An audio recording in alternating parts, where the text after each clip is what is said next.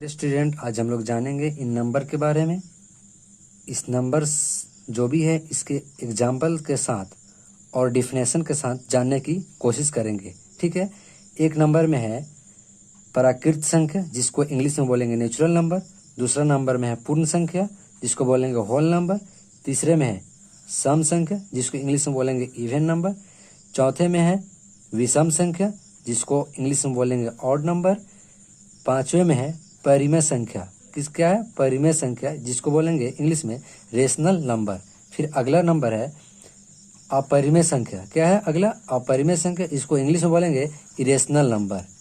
Irrational number बोलेंगे। फिर सातवें नंबर पे है पूर्णांक संख्या, जिसको बोलेंगे इंटीजर नंबर, जिसको बोलेंगे इंटीजर नंबर। फिर आठवें नंबर पे है भाज्य संख्या। क्या है? भाज्य संख्या, जिसको इंग्लिश में बोलेंगे कंपोजिट नंबर। फिर नौवें नंबर पे है अभाज्य संख्या, जिसको बोलेंगे प्राइम नंबर। क्या बोलेंगे? तो प्राइम नंबर बोलेंगे। और 10वें नंबर पे है सअभाज्य संख्या। क्या है? तो सअभाज्य संख्या, जिसको बोलते हैं को प्राइम नंबर। तो आइए इनके बारे में एग्जाम्पल के साथ साथ डिफिनेशन के साथ हम लोग जानने की कोशिश करेंगे। तो पहले नंबर में कहता है प्राकृत संख्या। क्या है? इसको कैसे पहचानेंगे? इसकी पहचान कैसे है? तो कहता है गिनने की संख्या को। क्या? गिनने की संख्या को क्या कहते हैं? प्राकृत संख्या कहते हैं। कोई भी चीज गिनते हैं, जैसे हम लोग किसी भी चीज को गिनते हैं, पैसा गिनना हुआ, किसी भी फल का गिनना हुआ, गिनने की संख्या को क्या कहते हैं? तो प्राकृत संख्या कहते हैं। जैसे में 1, 2, 3, 4, 5, 6, 7, 8, 9 और आगे डैश डैश डैश और आगे भी नंबर्स होंगे। ठीक है। इसी तरह इन सभी नंबरों को इसी तरह गिनने की संख्या को क्या बोलते हैं? तो प्राकृत संख्या बोलते हैं। तो फिर दूसरा है मेरा पूर्ण संख्या। क्या कहता है? पूर्ण संख्या किसे कहते हैं? कहता है गिनने की संख्या में। क्या कहता है? गिनने की संख्या में शून्य को शामिल करने से।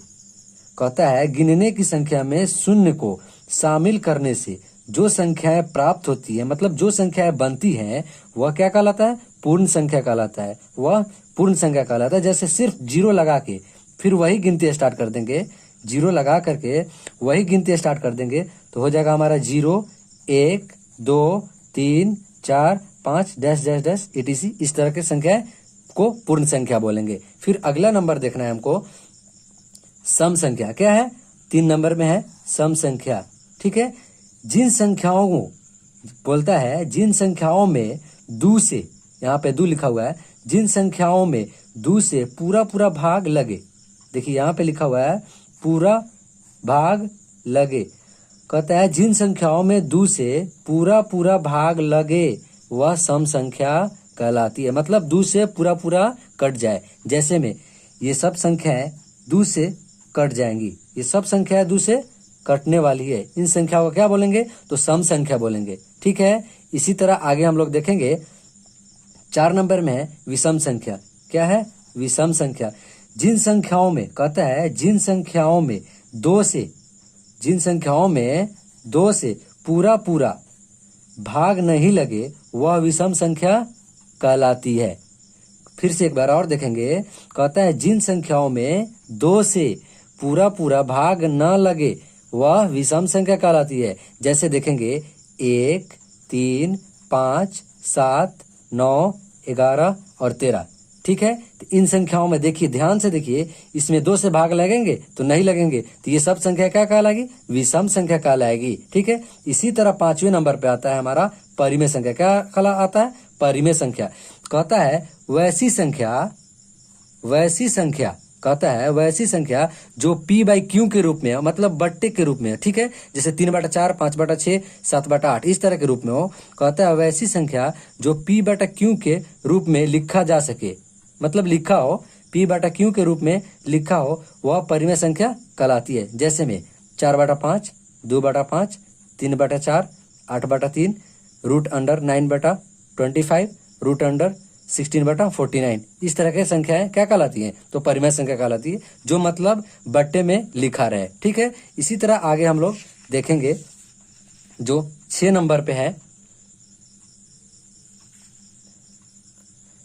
6 नंबर पे हमारा कौन संख्या है? तो अपरिमेय संख्या। कौन है? अपरिमेय संख्या। कहता है वैसी संख्या जो P बटा Q के रूप में, जो P by Q does not equal to 0, मतलब P बाई Q के रूप में हो, मतलब Q जो हो ना वो 0 के बराबर नहीं हो, Q जो हो 0 के बराबर नहीं हो, वह क्या कहलाएगी?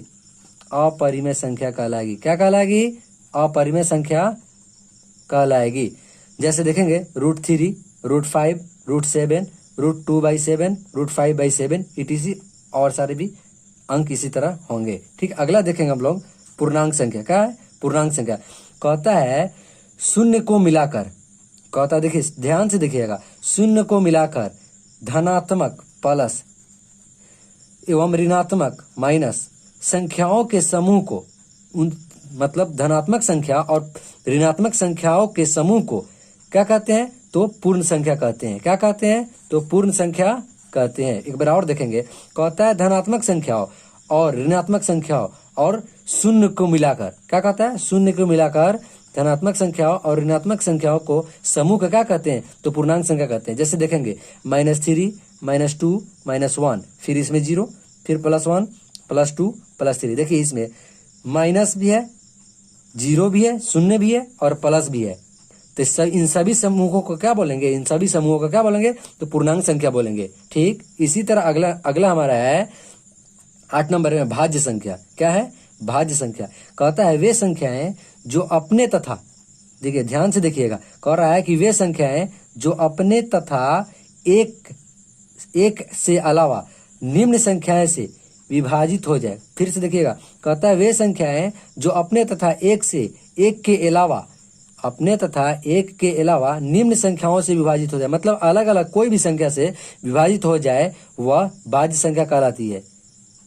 फिर से एक बार और देखेंगे, वे संख्याएं जो अपने तथा एक के अलावा निम्न संख्या से विभाजित हो जाए, वह भाज्य संख्या कहलाती है। जैसे 4, 8, 9, 10, 12, 16 इत्यादि, इस तरह डैश डैश और सारे भी नंबर होंगे। फिर उसी तरह हम लोग देखेंगे अभाज्य संख्या में।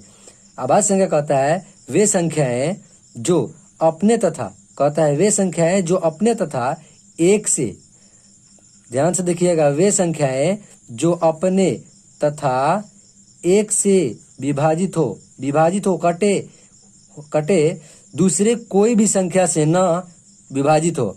कहता है दूसरे कोई भी संख्या से न विभाजित हो, वह संख्या क्या कहलाती है? अभाज्य संख्या कहलाती है। एक बार और ध्यान से देखेंगे, कहता है वे संख्याएं जो अपने तथा एक से विभाजित हो, सिर्फ अपने आप से विभाजित हो और एक से विभाजित हो, उसके अलावा दूसरे किसी भी संख्या से कटे नहीं, तो वह संख्या क्या कहलाएगी? तो अभाज्य संख्या कहलाएगी। जैसे एग्जाम्पल में दिया गया है, ये 2 है, ये 3 है, ये 5, ये 7, 11, 17, 19, 23, ये सभी संख्याएं केवल एक और अपने आप से कटेंगी, इसके अलावा किसी दूसरे से ये नहीं कटेगा। ठीक, उसी तरह आगे कह रहा है 10 नंबर में सअभाज्य संख्याएं। सअभाज्य संख्या कहता है वैसी दो संख्याएं, देखिए ध्यान से देखिएगा, ये इस पॉइंट को बहुत टीचर लोग नहीं बताते हैं, फिर भी हम बता रहे हैं। बोलता है कि वैसी दो संख्याएं जिनका सर्वगुणनखंड, मतलब कॉमन फैक्टर हो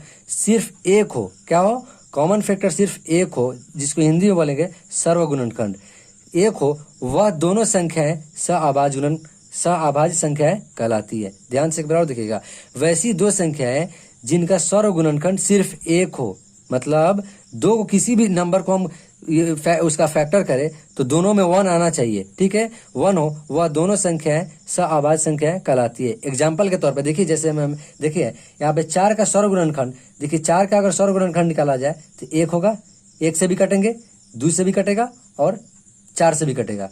उसी तरह 17 का सर्वगुणनखंड निकाला जाए तो ये 1 से कटेगा और 4 से कटेगा। तो कॉमन कौन है इस दोनों में? तो 1 है, तो ये क्या कहलाएगा? एक सर्वगुणनखंड इसका कहलाएगा। इसका ये संख्याएं जो है ना सअभाज्य संख्याएं कहलाएंगी। ठीक है, फिर इसी तरह दूसरा एग्जाम्पल दिया गया है 4 और 17, 4 और 9 का दिया गया है। 4 और 9 का तो क्या होगा? 1 से कट जाएगा 4, 2 से भी कट जाएगा और 4 से भी कट जाएगा। फिर उसी तरह 9 का गुणनखंड अगर करेंगे हम लोग तो 9 जो है 1 से भी कटेगा, 3 से भी कटेगा फैक्टर करेंगे तो, और 9 से भी कटेगा। तो इसमें कॉमन कौन मिल रहा है? तो कॉमन ये मिल रहा है ना, तो ये उसकी क्या कहलाएगी? उसकी सर्वगुणनखंड कहलाएगी। और ये संख्याएं सहअभाज्य संख्याएं कहलाएंगी। तो दोस्तों, इसी तरह के वीडियोस देखने के लिए हमारे इस YouTube चैनल को सब्सक्राइब कर दे और तब तक मिलते हैं नेक्स्ट टॉपिक के साथ, नेक्स्ट वीडियो के साथ। तब तक बने रहे हमारे YouTube चैनल मिल्या क्लासेज के साथ और सब्सक्राइब करना ना